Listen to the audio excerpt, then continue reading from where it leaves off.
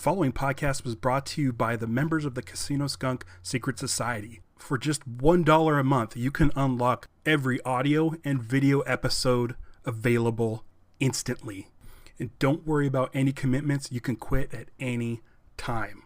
So for just $1, you can download every single episode and then bounce out. Just head to patreon.com/casinoskunk.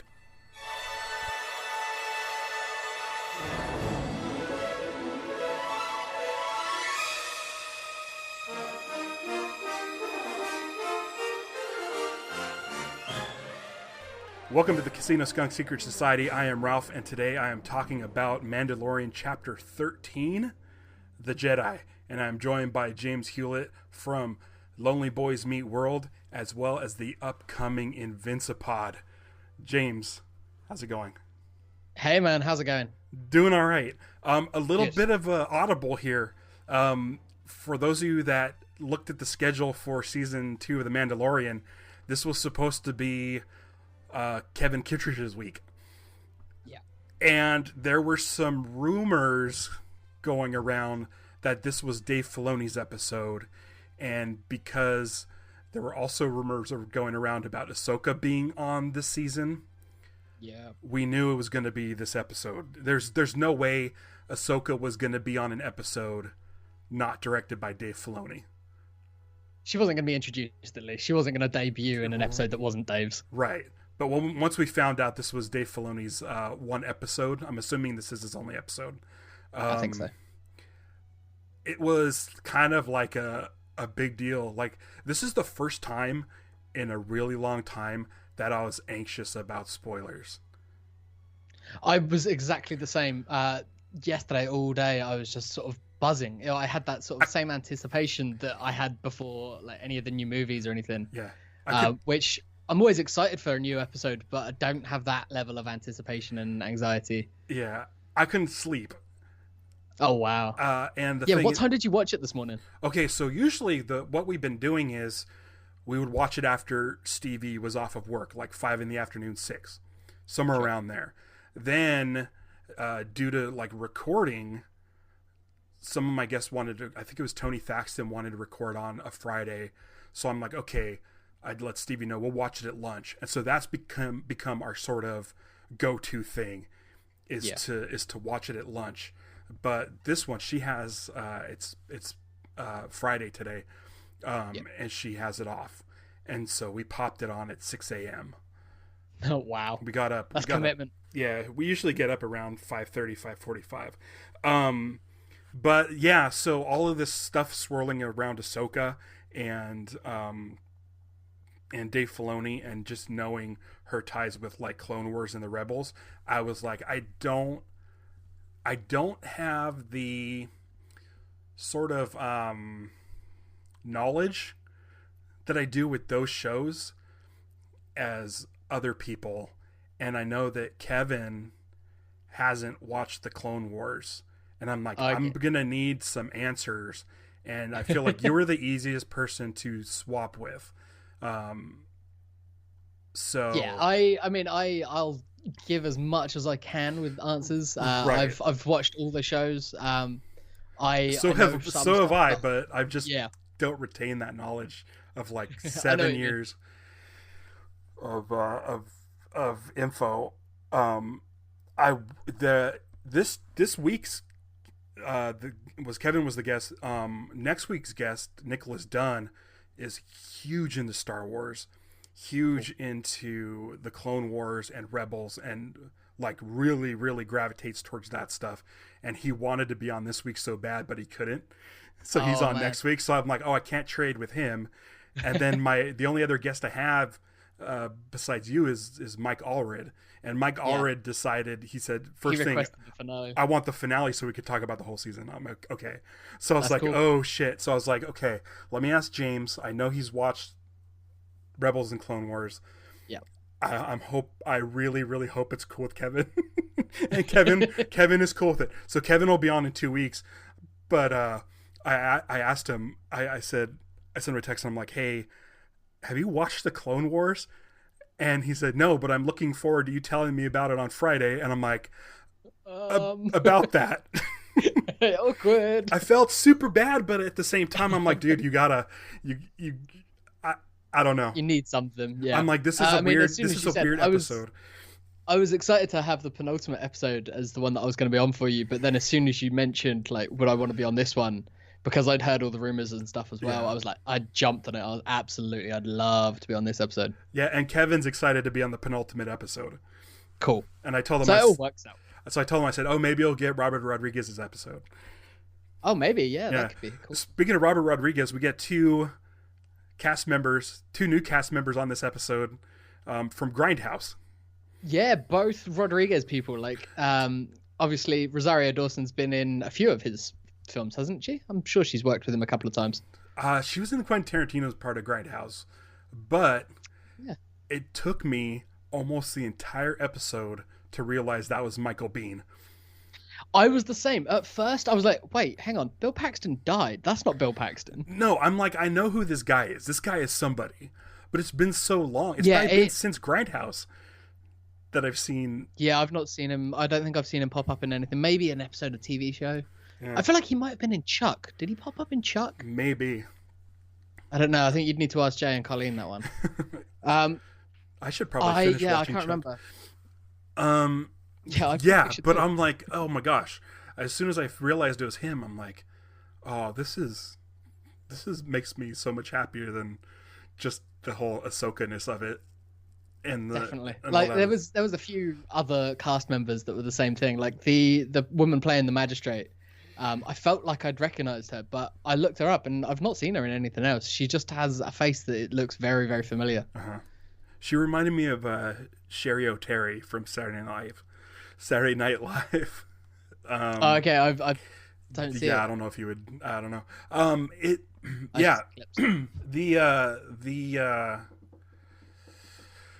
The villager that the Mando finds in the alleyway also looked very familiar to me. He was the other one, yeah, definitely. And I don't know who he was. It was cool seeing him at the end with his garb on. Like, I don't think it was. Yeah, he obviously become the new leader, sort of thing.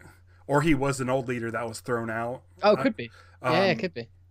But I love that Star Wars is able to just do like a small like costume change for you to get sort of. Yeah, you understand the full arc of what's happening. Yeah, it's like it's visual. It's visual storytelling. Which this episode is like chock full of visuals. It's Dave Filoni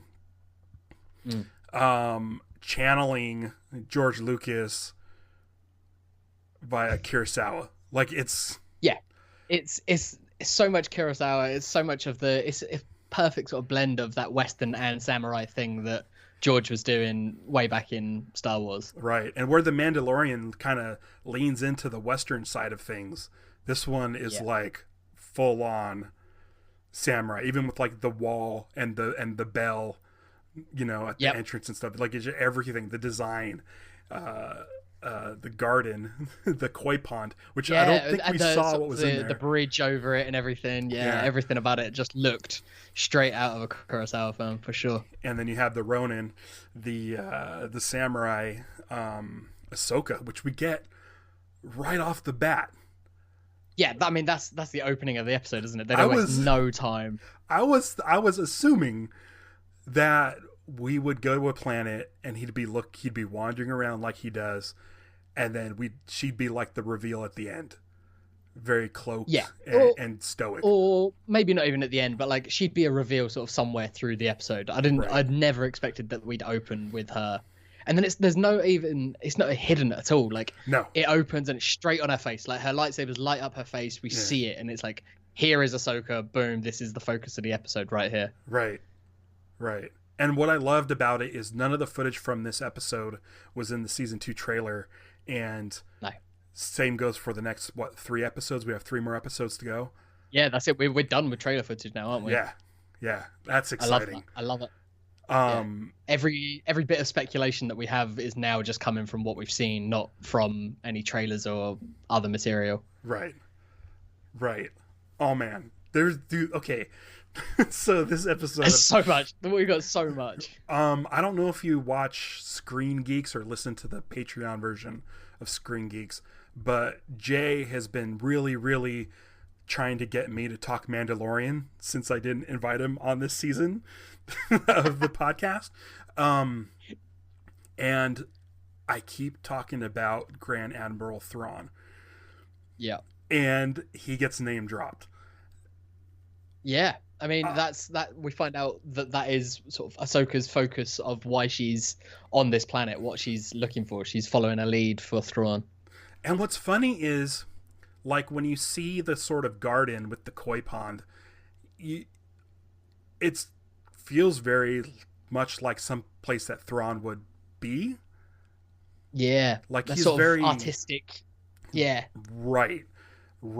Sort of that antiquities feel. And it sort didn't of a even, regal bad guy. Right. It didn't even occur to me that she was looking for Thrawn until it was just about to come out of her mouth. And I was like, oh shit, she's going to say she it. sort of opens the episode sort of saying, tell me about your master and everything. And I was like, okay, is that going to be Moff Gideon? Is that going to be someone else in the Empire? Like, who's she looking for? And I felt dumb near the end when I was just like, of course it's Thrawn. Like, that's the last thing that we saw her. She was going off with Sabine to look for Thrawn and Ezra. I guess a couple of weeks ago was Adam Frazier. And he sent me a picture from Celebration. I think it was the last Celebration. It was this large mural of all the Star Wars movie and TV properties. It had all the characters from there. And in the Rebels section, they had like more lifelike versions of Hera and Ezra and Kanan and stuff. And then I think I remembered the bit about. They had the profile of Grand Admiral Thrawn, and it looked very, very much like Pierce Brosnan. Yes, I do remember that now. Yeah. And now, like, I keep saying that I'm hoping they introduce Thrawn at he's the stinger for this season. Like he's this season's version of the Darksaber. Yeah. That'd be awesome. Would you be down with Pierce Brosnan as Thrawn? Wow, I hadn't thought about it. I remember that bit of art, but I have not thought about it in any sort of serious way of who would play Thrawn in live action. But yeah, I think I would. I mean, he's got the look. Pierce Brosnan, he does have that look and that sort of chiseled face. Yeah, I think I'd be fine with it. I can't even... I remember way back before Force Awakens even had a title. I was working at a comic book shop at the time, and me and one of the guys there were speculating on casting, and we were looking at I can't remember who it was, but it was someone was being cast, and we're like, oh, could they be playing Thrawn? Could they be doing Thrawn? Could they be leaning into that? Right. And I think it was when they were talking about getting Jeremy Irons, I think, was rumored to be a villain. And I mean, I think he might be a bit too old to do it now, but Jeremy Irons would be an amazing Thrawn. He's always been my sort of pick. Oh, I love it. I think that's perfect, especially seeing him in The Watchmen. I feel like 100%. Yeah. Shit. Now you want me to have that, but I'd be fine with Pierce Brosnan too. Because I feel there's none of the 007 actors have been in a Star Wars, with the exception of Daniel Craig. But he was a faceless stormtrooper. That barely counts. Yeah. What if it was Daniel Craig? That'd be fine. I don't know. I think Pierce Brosnan's got a better face for it, but Daniel Craig as Thrawn would be good. I'd be all right with that. I think pretty much anyone sort of from the UK, is it still called that? He's definitely got to be a British villain. Yeah. That sort of James Bond, but intimidating. Yeah. Oh, man. Yeah, that sort of he's still a bit suave, he's still cocky, like you could see him drinking a martini, but he's gonna then stab you in the throat afterwards. I think I'm leaning towards Pierce Brosnan. I'm into it. Do you think that's where they're going? Do you think that we are going to get a live action Thrawn? I feel like Gideon needs to be dispatched this season. Okay. And we know they're going to have a third season, so you're going to need somebody. Why not make it? See, I feel like big. I feel like that is a setup. I think that's the setup for the animated Rebels sequel that is heavily rumored. I think that's just sort of leaning towards that and sort of tipping our hands to where we're going to see Ahsoka next. Yeah, I don't. I want to see Thrawn.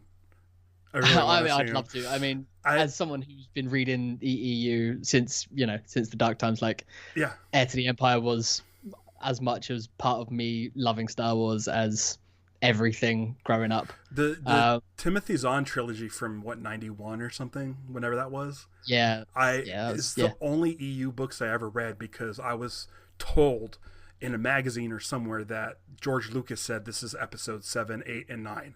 Yeah.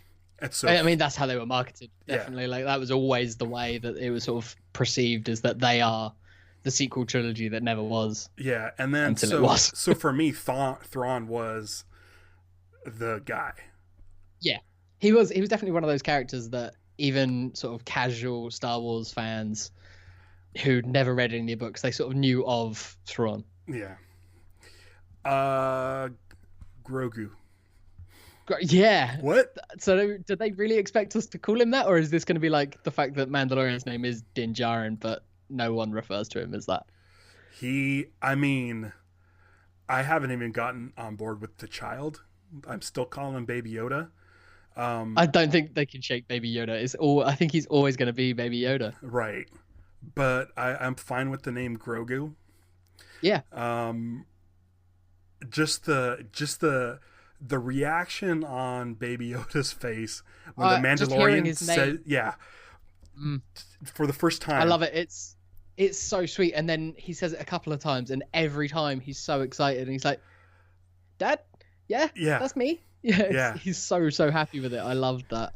Okay, so I had a theory, which was cool. Hit me with yours, and then I've got one as well. No, this is a theory that is now, if Ahsoka is to be believed, debunked. Oh, okay. I assumed that Baby Yoda was cloned on Kamino. Interesting. By around the same time, because his birth puts him around episode 1. Yes, so he's the same sort of age as Anakin, I think, isn't he? Right. And so I assumed that he was also created by the Kaminoans, by Sifo Dyas. Yep. And assumed that Palpatine was Sifo Dyas, and that they were trying to clone him to get the midichlorian counts, which has happened they mentioned in the last episode. Yeah, they've definitely been leaning into M counts and midichlorians and stuff like that. But they're just not saying the word to not put off people. Yeah. But according to what Ahsoka has read in his mind, he was raised on Coruscant. That doesn't mean that he didn't come from Kamino. He could have been brought to Coruscant. Sifo Dyas could have found him and brought him to Coruscant, because I don't know. I mean, you've not read much of the EU or anything, or any of the books and stuff now. But yeah, Sifo Dyas was involved with setting up the clones and stuff on Kamino. I think that was in one of the Dooku books that's come out. So he could have sort of said, I've discovered this powerful child, and brought him to Coruscant, but he'd actually been from Kamino. It could happen. I mean, I guess once the Empire falls, the baby wouldn't have any more protection by the Emperor. Yeah. So that's why the asset became the asset. Yeah. Because I'm thinking the way she was talking makes it sound like he is Yoda's offspring.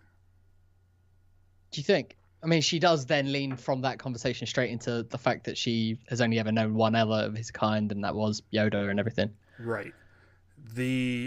And by the time the Clone Wars end, she shows up in the Clone Wars, which takes place at the end of episode 2. Yeah. Which Yaddle is not in episode 2. Yaddle is only in episode 1. Yeah, we don't know her sort of fate in canon. I think Legends killed her off, but between episodes 1 and 2, but I think in canon it's still unknown. So could she have been birthed by Yaddle and Yaddle then left the Jedi Order? Maybe she was expelled for, having some illicit affair. Well, I know this is Legends now, but at one point, Ki-Adi-Mundi would take temporary leaves. Yeah. In the he was from like the Jedi only Order. Male that, because he could his species is endangered, so he was allowed to leave. Like there was a real low male population of his species or something, right. wasn't there? So he could procreate. It was like a Jedi loophole. So since Yoda and Yaddle are very, very scarce, their species, it is a possibility that they were allowed to hook up. Yes. And maybe they're like pandas, where they just don't. Maybe they're just really bad at it. Yeah. And so once the pregnancy took, maybe she left the Jedi Order. Yeah, it could be.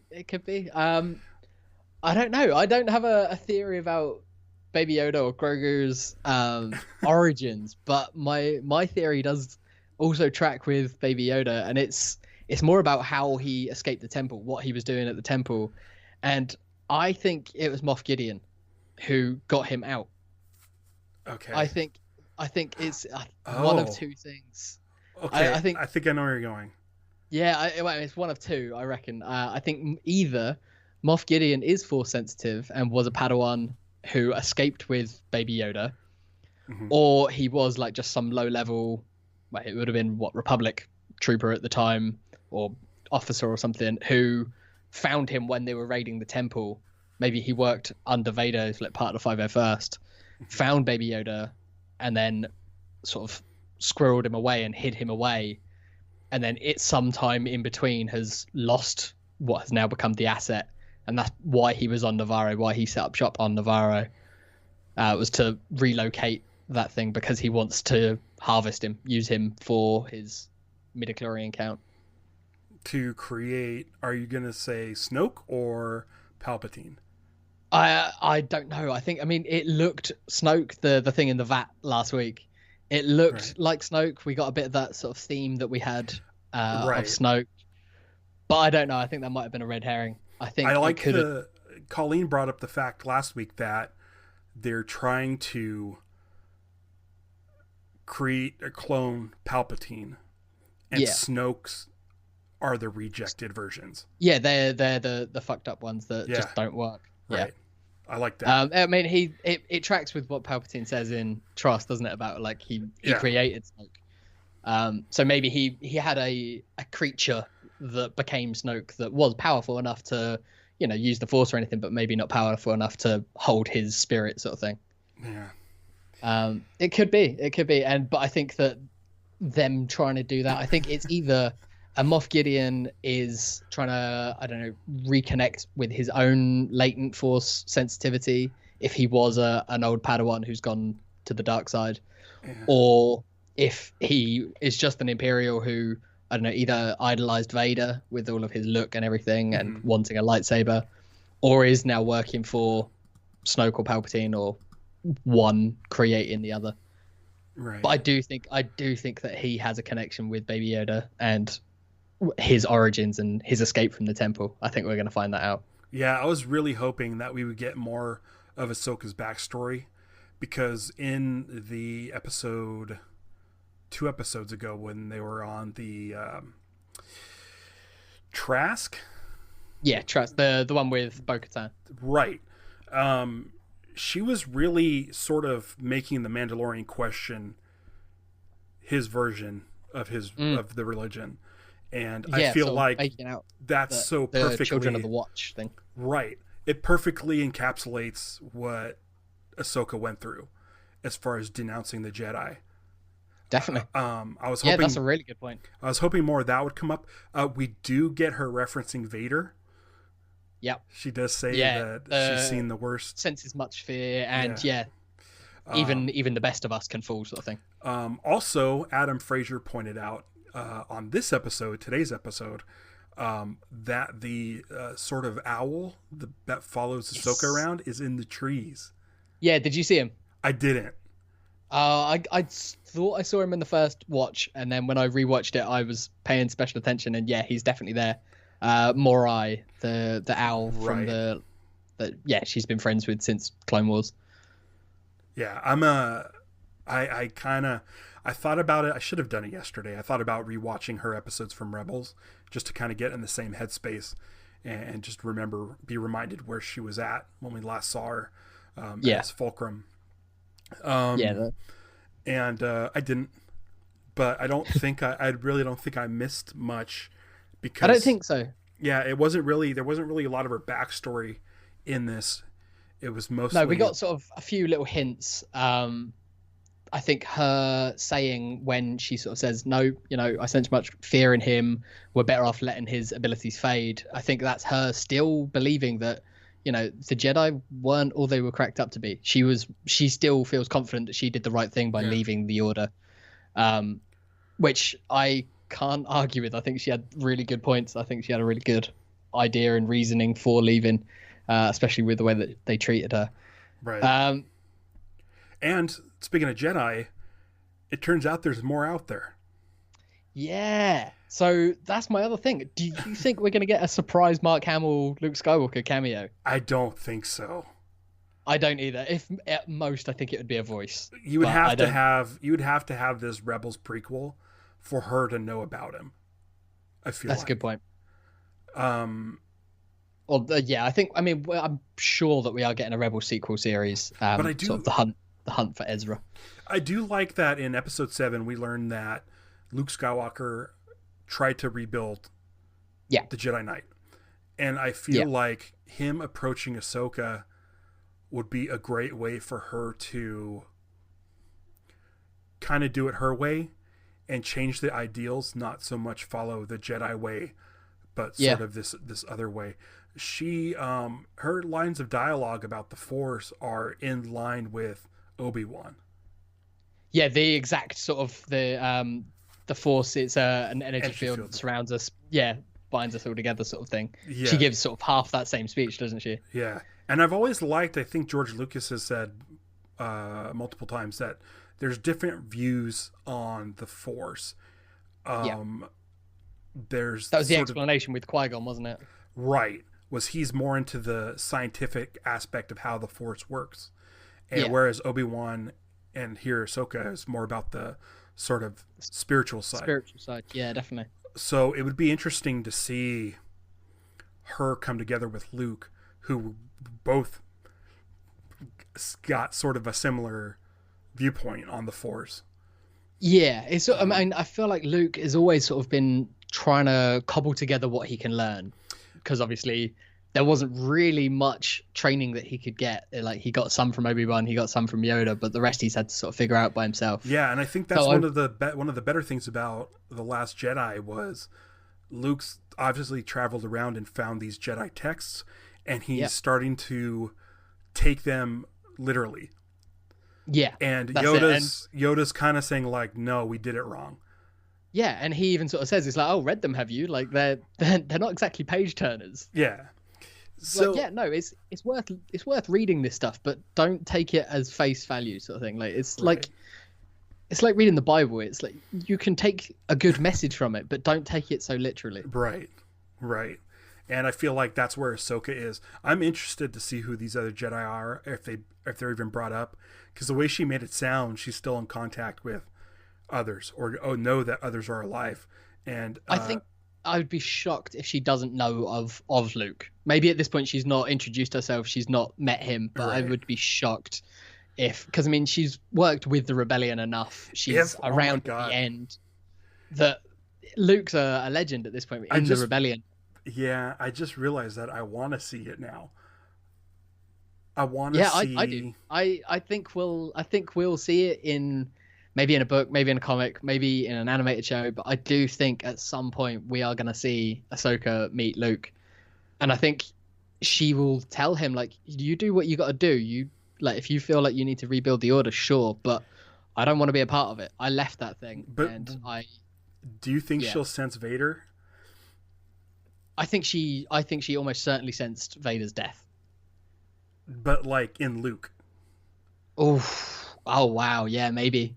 Because that's what Oh wow. That would get me excited, because her whole thing is dealing with Anakin and his turn to Vader, and then here you have his offspring. Let's she's get sort some of comics. before Leia and Luke. She's the closest thing to that sort of thing. Yeah. Yeah, wow. I dig that. I want Yeah, that. it's almost like Aunt Ahsoka, isn't it? Yeah, yeah. Yeah, God. The spear, a pure Yeah. Beskar. Is he? It was cool look, and I liked. I don't know. I could see it coming, but I loved when the magistrate sort of slammed it on the deck before getting into her fighting stance. There was just something about that. The way it rung out just was amazing. So this is what I'm thinking. He takes it to the armorer Yeah. and makes a samurai sword out of it. Oof. Oh, and that's what he has to fight Gideon with. Yeah, because it's been established Wow. that it can a pure Beskar can stop. Yeah, it can hold lightsaber. off lightsabers. Wow. Yeah, I'm into it. Love it. Yeah. Yeah, definitely. That's I want that now. I don't want anything else. It's gonna make us sad if it doesn't happen. Yeah, definitely. But I feel like you've ruined it. I feel like that's how it should be. Because I was thinking something bladed, like some bladed weapon. it's got to be a samurai sword. It's got to be the way that they've led this series, where it is Lone Wolf and Cub. Right. So yeah, if he has his sword on his back, oh man. I love that he called it a laser sword. Yep. That's Dave Filoni. Yeah, definitely. There's been a few times, hasn't there? Because George always loved calling them laser swords. Well, that was the thing and Ben Burt calls them laser swords too. Yeah. Because before the movie, that's what they were called. Yeah, Before Star even Wars, in like early scripts and stuff. Yeah. There was always just like laser sword. I love that. That Ben Burt and George Lucas still call it laser swords to this day. Yeah. And I and I love that it's been used by Anakin and now the Mandalorian. Yeah. Yeah. That's Filoni. There's something behind. It's almost like him saying hi to George. Yeah, definitely. I think that's people's love for and hatred of Filoni is because he is very much like George's boy. He is the second coming of George. I have a feeling for better and worse. I have a feeling like Grogu, the name Grogu, is a name that George made up while he was holding the child in that blurry picture that Favreau he took. met him, didn't he? Yeah. Yeah. It's also a lot of G's and O's, so it's like it's sounds got like a bit of a George. It's got a bit of a George sound to it. Grogu. I'm okay with the name. I'm just glad it's not another Y name. Yeah, like Yoda it's the same. It's got the same sort of mouthfeel to a Yoda, and especially like hearing them say it, like it sounded almost like Grogu, and I was like, yeah, it's fine. It's close enough. It's similar. It fits the species, but yeah, it's not a Y name. We don't need a Yaddle, a Yiddle. We don't need a Yidlet. I'm gonna try to just keep saying it, Grogu, to get used to it. Yeah, I think I'm done. I think I'm done with Baby Yoda. I've never said the child. I always thought that was stupid.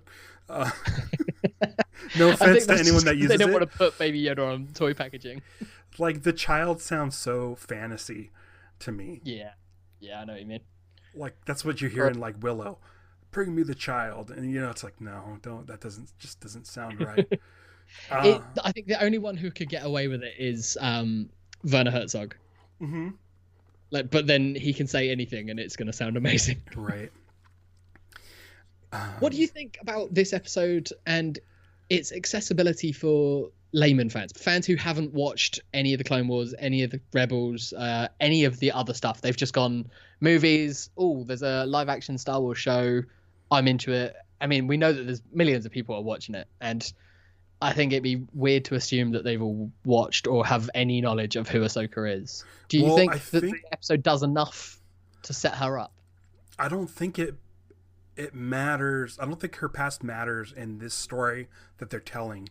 And I think with Dave Filoni starting the episode off with just her being there, doesn't create this sort of, ooh, who is that? It doesn't create like a... Because if we did wait around half the episode and then she's finally revealed, laymen are going to be just like, who cares? It's just the lady. So if people are who don't watch the Clone Wars or Rebels watch this episode, they don't have to feel like they're left out by this big reveal. I feel like also the fact that we had 2 weeks since the name drop Right. When Bo-Katan said, "Go find Ahsoka Tano," I think that was almost a hint to those people. They're like, "Hey, look, there's a Jedi. He's going to go find a Jedi. If you don't know who Ahsoka Tano is, ask your friend who does, or look it up. Like, there's enough info out there. Right. Hell, you've got Disney Plus. Go watch these episodes." Right. So it was almost like giving them a 2 weeks head start to do a little research so that they could know who she is. Right. But yeah, I don't think you need to know her full backstory. Just No. that they don't even mention the fact that she left the Order. Like, so Yeah. it's, as far as those people are concerned, it's just like she's a Jedi who survived. Right. Right. And that's all that matters for this story. Yeah. I mean, that's all that Din Djarin needs to know as well. Like, right. And that's what I like. That's what I want this show to be. I don't want it to turn into Clone Wars or Rebels. No, I think we're all on the same boat about that one. I think it's just like, let it be its own thing. Right.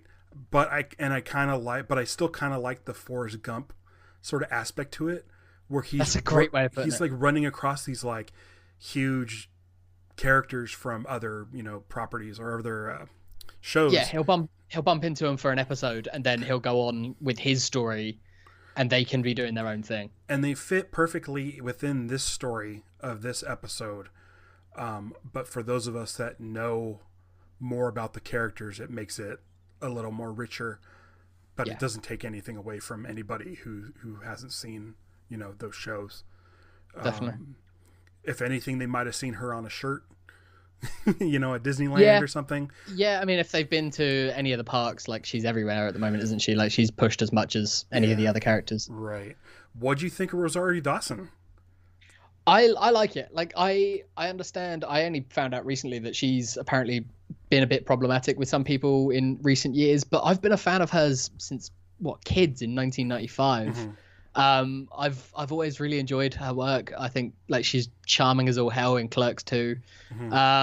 Like, she's great, and I think she did enough to pay respects to both Ashley Eckstein in the voice and the animated version in all the mannerisms and everything. She nailed it as far as I was concerned. Right. So I know a lot of fanboys were like up in arms when they rumors started that she was Ahsoka, and it's like, how dare you take this away from Ashley Eckstein? And I'm like, it's a little weird, but I'm she was fine great with it. Like, yeah, I thought she was great. Like, she hit sort of that dark broodingness that she had in a lot of Rebels. But then as soon as she sees Grogu, she lights up and she's like, I hope it's about him. I hope that's why you're here. Right. And every time they're having a conversation or she sees him and he's sort of giving her some warmth, she lights up and she's got that smile that we always saw from Ahsoka.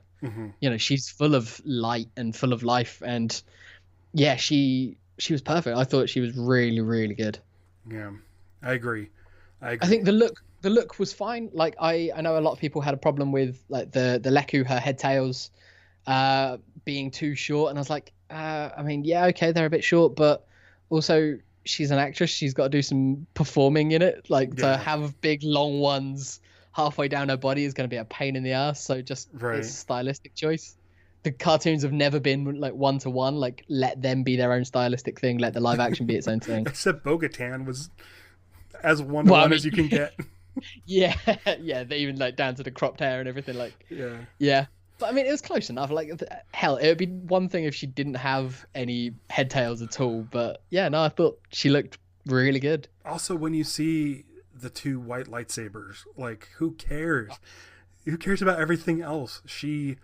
There's no denying who she was. No, and there was some money shots with those lightsabers as well. Like, there's the one, I think, when they're in the alleys of the town and she lights them, like, in a parallel line and then pulls them apart, and oh god, it's so good. I loved it. There's the shot where Mandalorian is fighting with Micheal Beihn and just Ahsoka standing up there behind on the wall. Oh yeah, they're having their Old West showdown before she goes for her samurai showdown. And her poncho sort of like blowing in the wind. I'm like, oh my god, like, this is like Ralph McQuarrie stuff. For sure. I mean, it looks like just concept art come to life. Yeah, absolutely. Everything, every single shot in this episode, you can see the concept art or the storyboard. You can just tell. And I mentioned this on last week's episode where Carl Weathers sort of shot his episode in a style that George Lucas would in 77. Like it's very static shots, very sort of minimum camera movement. This one even more so, like very symmetrical compositions, just flat out no camera movements, just these amazing just shots. It's like Filoni has been waiting the last 2 seasons just to do this. Studying for over a decade now, like to do this. Right. It feels like this is sort of almost like the culmination of everything that he's been working towards. Like he's watched every samurai movie, pulled out shots, and pieced together this episode. Yeah, it's almost like he made, like with George doing the trench run, making it out of old World War II films. Right. Like it's like Filoni did that, but with samurai and maybe cutting back and forth to some like John Wayne and some westerns and stuff. The shot where she's talking to Grogu in private and the moon behind him with the trees in the foreground. Oh my God. Like it looked like a painting. Just completely backlit by that moon. Yeah. And it just stayed there. The shot just stayed there. I heard the running time on this was longer than most episodes, and I want to say I'm grateful for it. It really gave you a lot of time to breathe, to really sort of take in the planet. I forget the name of the planet. Was it Corvus? Corvus. Yeah, and like seeing the tree eating creatures in the background, you don't get up close. They're just sort of part of the skyline. Yeah, they're sort of like dewbacks with long legs is what I was sort of thinking of them. And yeah, they are just there. They're not a plot point. They don't need to be. No. They're just, it's Star Wars. They are background weird creatures that are just exist. It just brought everything to life. I loved it. I thought this episode was fantastic. I did. And it's so you mentioned a planet. I just wanted to bring up one thing. Ahsoka sort of sends Mando off on the next stage of his quest, right? And she's telling him to go to Tython, and I knew that I recognized that name, and I had to do a quick search on the old Wikipedia, and Tython is from where I first heard about it was in the Dawn of the Jedi comics. It was John Ostrander and Jan Duursema did them after their run on Legacy, and it's one of the original planets of the Jedi. Okay. Like before it was even the Jedi Order, it was like an elongated version of the word Jedi.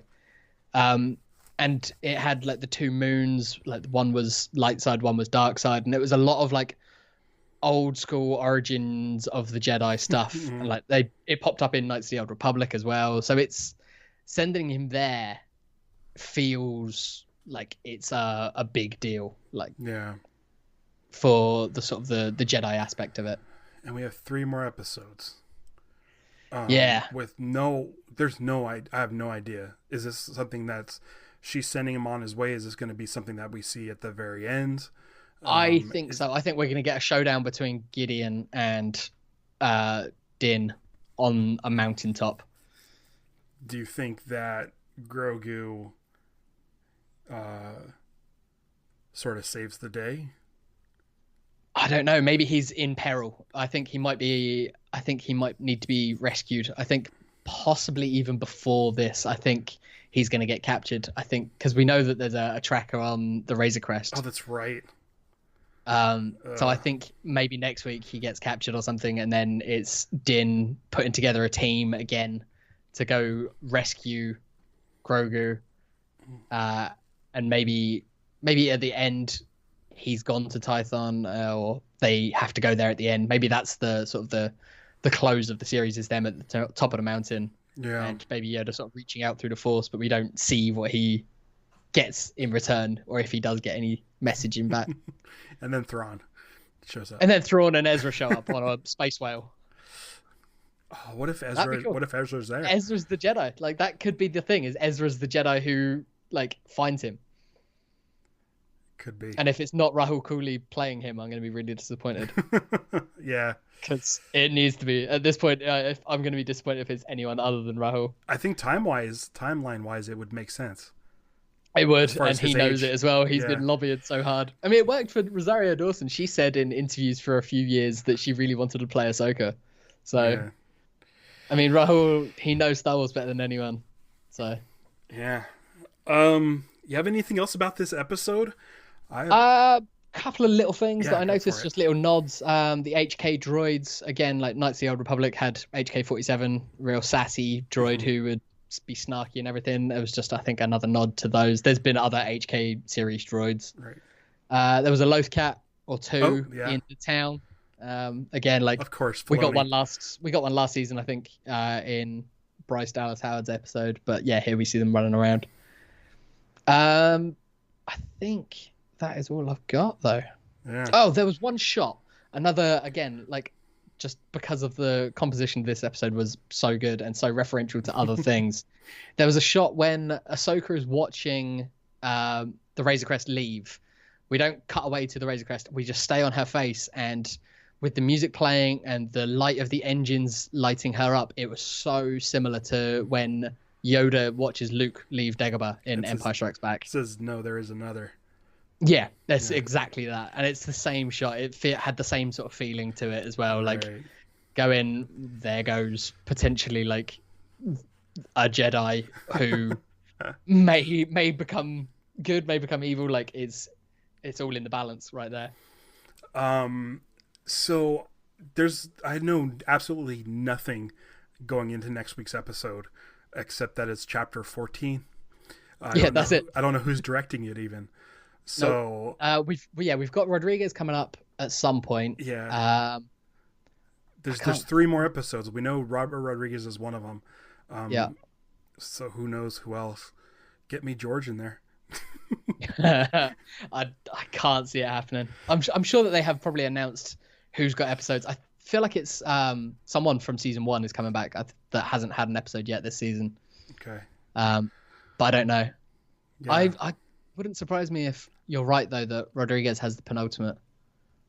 Yeah, and maybe Favreau gets the finale. Yeah, that's what I could see. Because Favreau only did the first one. Yeah, I think he probably might have the season finale. I could see that. Do you think any of the other characters that we've seen, so like Boba Fett briefly, the Marshal, any of these guys that have been in for like one episode, do you think we're going to see them again this season, or do you think they're just one and done? Well, here, how about this? I think that, how about when the Mandalorian takes the spear to the armor, which I believe it has to happen, Boba Fett could be waiting there for his armor. Oh, wow, yeah, maybe he's like, give me back my armor. Yeah. I could see it. I don't know. I don't. Boba Fett, as far as the series goes, is the farthest thing on my mind. Like, I don't really care. I'd honestly be totally fine with that being all we see of him. Yeah. Yeah. When he popped up, I was like, okay, cool. We're gonna get Sabine, and we're gonna get maybe Rex as well popping up. I want. That was my biggest disappointment, and I say disappointment because I loved this episode, and to have this is such a little nitpicky thing. But like, I was disappointed that we didn't see Sabine. Yeah. I was hoping that she'd be there with Ahsoka, and I don't think we're gonna see Sabine now, especially this season. But it makes sense if they're both hunting for Ezra. Like, they don't need to go to the same place at the same time. They can both follow different leads. Right. So Sabine's doing her thing, and Ahsoka's here following this lead. Just like Lando and Chewie and Princess Leia and Luke. Yeah, it's exactly that. Yeah. But yeah, no, I'd like to see that, and maybe Rex, if he's still around, is with Sabine, or he's just like, maybe he's their focal point that they can reconvene with Rex. So as far as the series goes, I've been saying that chapter 11. It's hard to remember. The Trask episode was my favorite. The heiress. Yes. That's been my favorite of the series. Yeah, it was mine too. This episode, man, it doesn't even feel like it's part of the series. It feels like a movie. It does. And it's so hard to put it. I mean, I think it's better than anything we've seen so far, but it doesn't feel like an episode of The Mandalorian. I think exactly. I think as an episode of The Mandalorian, The Heiress is still my favorite. I had I was just giddy throughout watching that entire episode. I was jumping out my seat. I watched it a couple of times, and that was the most fun I've had watching this show so far. This one, I was on the edge of my seat the whole time, but like as soon as we saw Ahsoka, I was like hyper focused on everything that happened for all of the lore and for all of that stuff. I was so dialed in on all of it.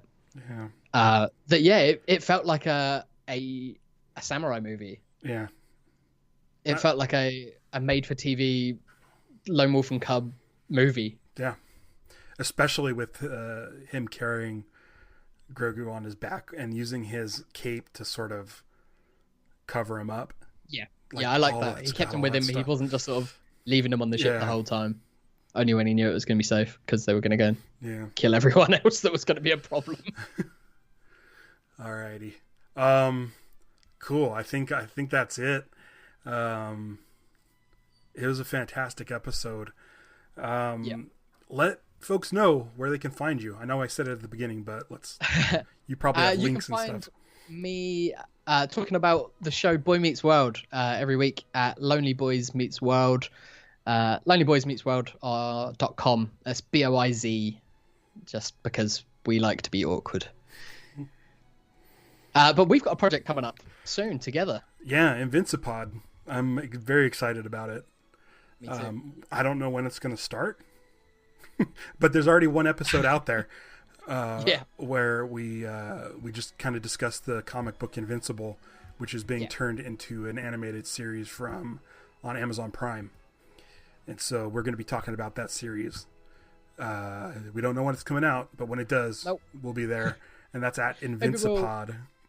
We might get an episode out before that, though. Hopefully sometime soon. Just going over the trailer, doing a deep dive onto the trailer. Right, which we were supposed to do on the first one, and we didn't. We just sort of ended up gushing about Invincible instead. Yeah. Hey, thanks for joining me. Thanks for having me. Doing the Audible. I mean, this was a last minute thing. This was like day before yesterday. Yeah. You know, over here. I said it on that Invincible episode. Whenever you want me to talk about Star Wars, I'm here for it. Yeah, absolutely. Yeah. Thanks again. I'll be around next week for Chapter 13. I cannot wait to see what happens, but the guest next week is Nicholas Dunn, and he is a steel trap when it comes to like Clone Wars and Rebels and the books. So I can't wait to have him correct everything that I said. All right. Thanks, James. Thanks, Ralph. Have a good one. No problem. McClunky. Is that how you end these ones? Yeah. I love it.